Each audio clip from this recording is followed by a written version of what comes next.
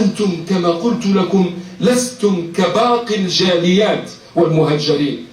إخوانكم من العراق هجروا من قبل، وفيه جاليات أخرى عربية وإسلامية هجرت، لكن أين هم الآن؟ هل أقاموا لأنفسهم كيانا؟ لا، ذابوا وضاعوا وتاهوا، وذابت شخصيتهم، وأصبحوا جزءا لا يتجزأ من أخلاق أوروبا، وجزءا لا يتجزأ من تدين أوروبا. ذابوا كما ذاب الهنود الحمر.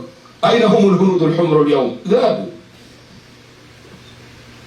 أما أنتم فألف تحية لإخواننا في الصومال. أنا في الحقيقة أنا حكم دولي في المسابقات العالمية، حكمت في أوروبا كثيرا، خاصة في أوروبا على القرآن الكريم.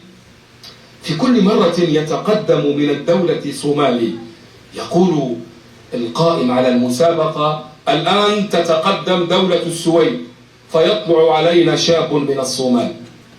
الآن يتقدم واحد من النرويج، فتطلع علينا بنت من الصومال.